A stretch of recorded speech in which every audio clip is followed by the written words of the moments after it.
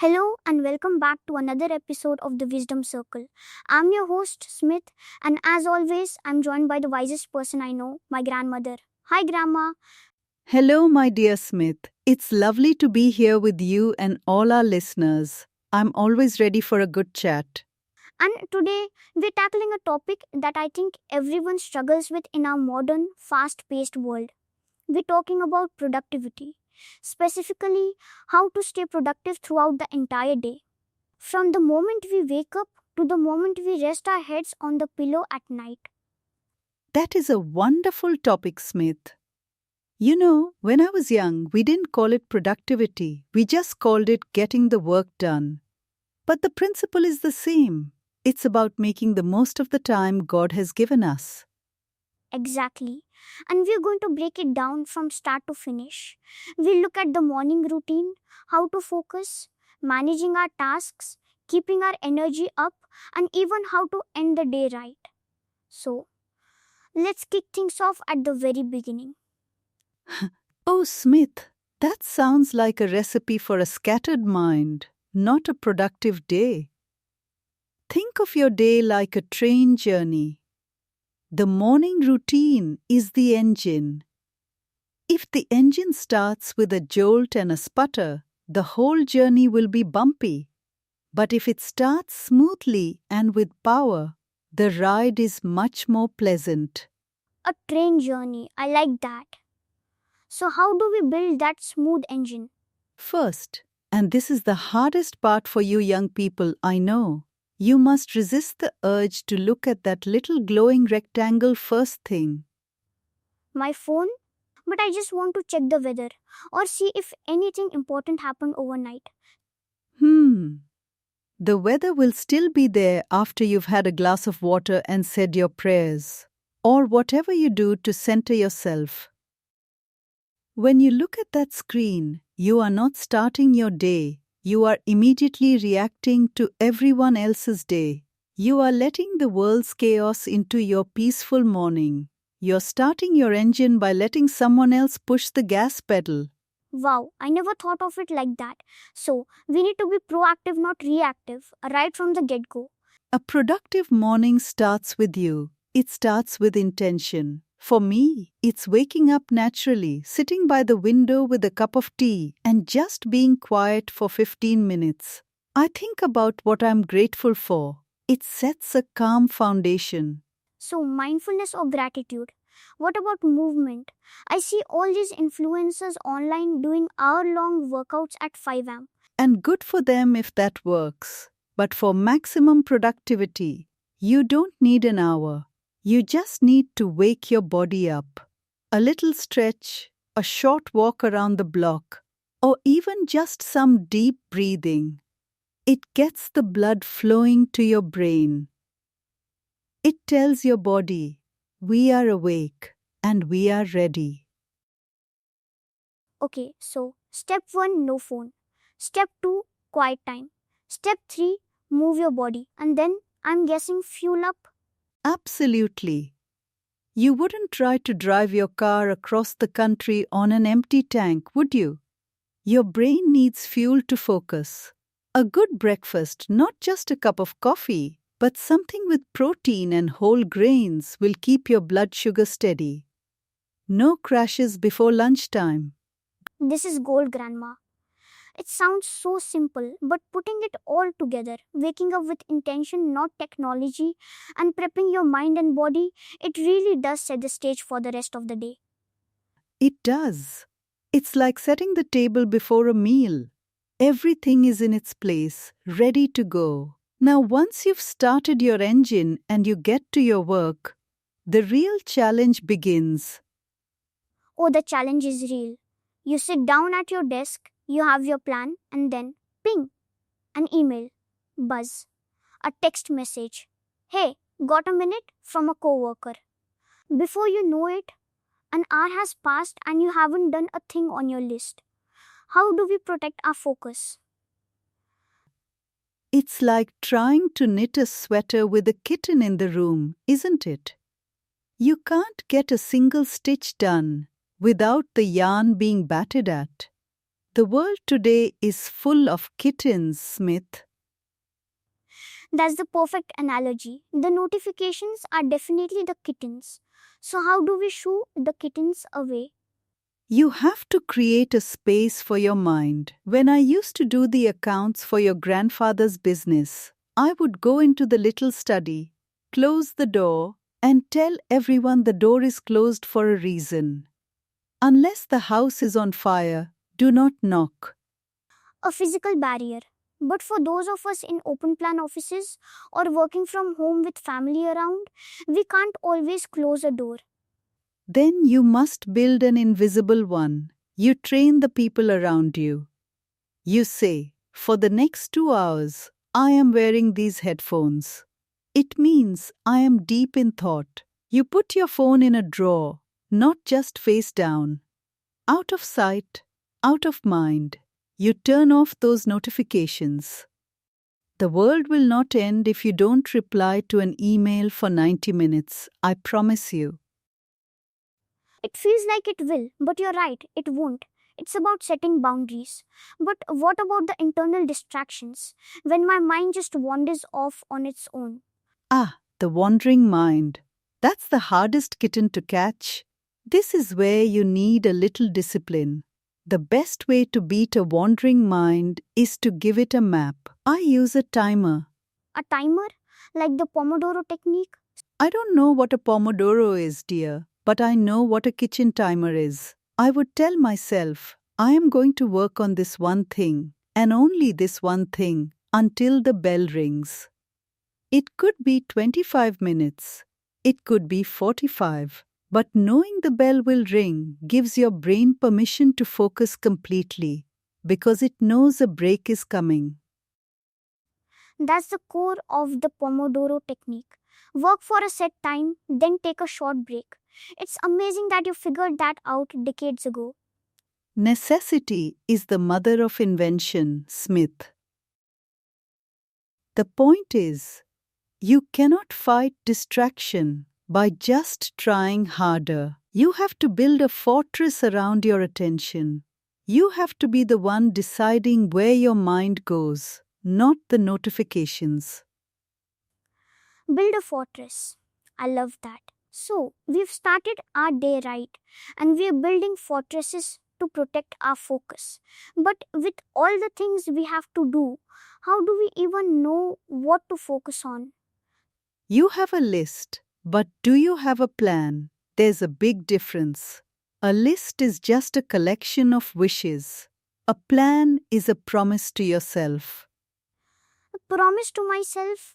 So, how do I turn my list of wishes into a plan? You have to know the difference between what is urgent and what is important. That email that just came in might feel urgent, but is it as important as finishing the project that's due tomorrow? Most people spend their day putting out little fires, the urgent things, and never get time to build the house, the important things. That's exactly what I do. I'm a firefighter, not an architect. Then you must become an architect first thing in the morning. Before you even look at your list, identify the 1 or 2 things that would make the biggest difference. The things that, if you did nothing else, you would still feel the day was a success. I call them the big rocks. The big rocks. I've heard of this. You put the big rocks in the jar first. Exactly. If you have a jar and you try to fill it with sand and pebbles first, the small tasks, the emails, you'll never get the big rocks in. But if you put the big rocks in first, the pebbles and sand can fill the spaces around them. So, your to-do list shouldn't be a list of tasks.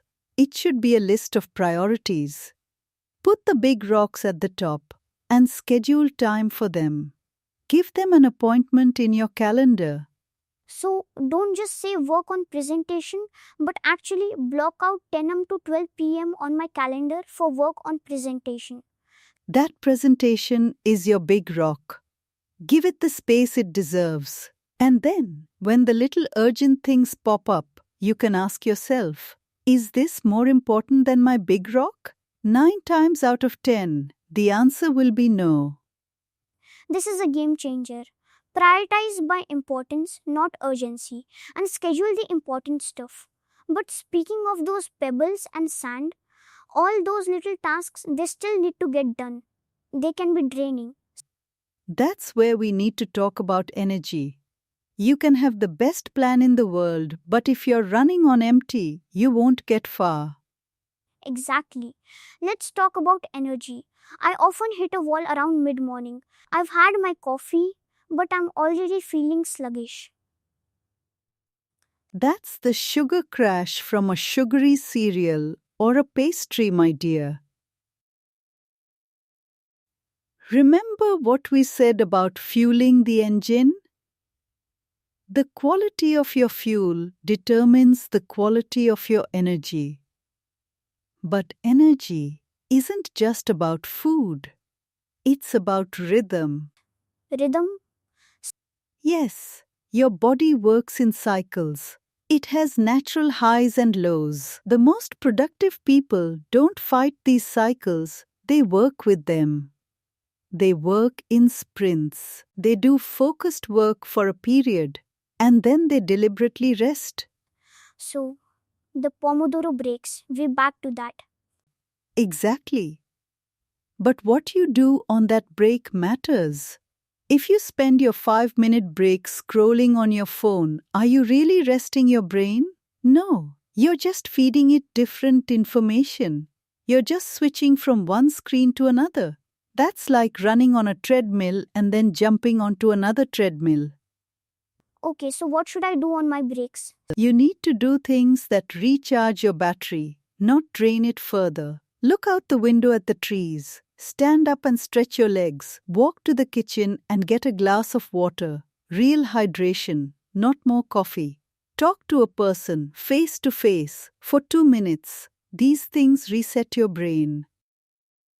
Physical movement, hydration, real human connection. Got it. And what about that second or third cup of coffee? Is that helping or hurting? It's a temporary fix, like borrowing energy from tomorrow. It can make you feel alert for a bit, but too much can make you jittery, and then you crash even harder. Water is your best friend, and a little snack, like a handful of nuts or an apple, can give you steady energy, not a spike. So, the key to energy is not pushing through but strategically recharging. Work with your body, not against it. Work with the tide, and you'll sail smoothly. Fight against it, and you'll just exhaust yourself. We've covered a lot of ground, but let's zoom in on the minutes themselves. We all have the same 24 hours, but some people seem to get so much more done. What are the secrets? What are the little hacks? It's not about having more time, it's about wasting less of it. It's about plugging the holes in the bucket. One of the biggest holes is what I call task switching. Multitasking, you mean? I mean, pretending to multitask. The human brain cannot focus on two things that require thought at the same time. You might think you're answering emails and being in a meeting, but you're actually doing a poor job at both, and it takes your brain longer to recover each time you switch. It's like a car constantly stopping and starting. It uses up so much more fuel. So, single tasking is the real hack. Do one thing at a time and do it well. Yes, and another big hole is not knowing what comes next. If you finish a task and then have to stop and think, okay, what now? You've just lost 5 or 10 minutes of momentum. At the end of your day, take 5 minutes to set up for the next day. Lay out your clothes, clear your desk, write your top 3 priorities for tomorrow. That way, you can start the next day running, not wandering. That's such a simple but powerful idea. End your day by setting up the next one. It's like a baton pass to your future self. Exactly. Be kind to your future self. And the final hack is to learn to say no. Your time is a precious resource. Every time you say yes to something, you are saying no to something else. Is that new commitment worth the thing you're saying no to? Probably not. No is a complete sentence. I'm learning that. Okay, we've got our morning routine, our focus strategies, our priorities, and our time hacks. But the day is long, and there's a dangerous time coming. Ah, yes, the afternoon dip. It's natural, Smith. Our bodies have a circadian rhythm that makes us a little sleepy in the early afternoon. You can't completely defeat it, but you can work with it. Work with it how? By taking a nap? If you can, a 20-minute power nap is a miracle cure. But I know most people can't do that. So, what's the next best thing? You have to change the state of your body and mind. Change the state. How? First, get away from your desk. Do not eat lunch at your desk. Your brain associates your desk with work. If you stay there, it will keep trying to work, but it will be tired and slow. Go outside. Even for just 10 minutes. The sunlight on your skin tells your brain it's still daytime. The fresh air wakes you up. So, step 1 is a change of scenery. What about lunch itself? I'm guilty of a big heavy sandwich or a burrito. And then you wonder why you're sleepy. A heavy lunch full of carbs and fats sends all your blood to your stomach to digest it and away from your brain. For the afternoon, you want a lighter lunch, a salad with some protein or some soup, something that fuels you without weighing you down. Lighter lunch? Check. Get outside? Check. What if I'm still struggling? Then you need to strategically place your work. Don't try to write a groundbreaking report at 3 p.m. Save that time for your easier, more automatic tasks, the ones that don't require deep thinking. Answer those emails, organize your files, do your data entry, work with your low energy, not against it. And if all else fails, Yes. talk to a person. A quick chat with a colleague, not about work, but about their weekend, can jolt your brain awake. Social interaction is a powerful stimulant. So, the strategy for the slump is change your environment, fuel your body right, and adjust your tasks to match your energy. That's brilliant. We've made it through the day. The work is done. But the day isn't over yet. How do we end it? It's the most important part for your long-term peace of mind, Smith. Many people work until they collapse and then they wonder why they can't sleep or why they feel burnt out. Ending with purpose is about closing the loop. Closing the loop. What does that look like in practice? It's a two-part process. First, you must reflect. Take 5 or 10 minutes to look back at your day. Don't judge yourself harshly. Just observe. Ask yourself, what went well today? What was my biggest win? It could be finishing a big project, or it could just be that you stayed calm during a stressful moment. Focusing on the wins, not just the failures. That feels good. It's crucial for motivation. And then ask, what was one thing I could have done better? This isn't to beat yourself up. It's to learn. It's like a captain looking at his map at the end of the day and saying, we went a little off course here. Tomorrow, I'll steer a little more to the left. A learning opportunity, not a failure. So that's the reflection part. What's the second part? The second part is to recharge, and that means shutting the office door, physically or mentally. You must have a hard stop. When the workday is over, it is over. But what if I'm worried about something I didn't finish? That's where the plan for tomorrow comes in. Before you shut down, write down that unfinished task. Put it on tomorrow's list. By writing it down, you are telling your brain, I haven't forgotten this. I have a plan for it. You can let it go now. So, you're offloading it from your mind onto paper. That's so smart. It gives you permission to rest. And resting is not unproductive, Smith. Rest is when your body heals, your mind processes the day, and your creativity is reborn. A good night's sleep is the most productive thing you can do for tomorrow. So, after your reflection, do something you love. Read a book, have a nice dinner with your family, listen to music. Fill your cup back up. So, productivity isn't just about doing more, it's a full circle. It's about starting with intention, protecting your focus, working with your energy, and ending with gratitude and rest so you can do it all over again tomorrow. You've got it, my dear. Productivity is not a race. It's a sustainable, joyful rhythm. It's a dance between effort and rest. When you find that rhythm, you don't just get more done, you feel more fulfilled while doing it. Grandmother, thank you so much. I feel like I've just been given a masterclass in living well, not just working hard. To all our listeners, we hope this helps you find your own rhythm. Remember, it's a journey, not a sprint. Start small, be kind to yourself, and keep coming back to the wisdom circle. Good night, everyone. Let me know if you need further adjustments or additional details.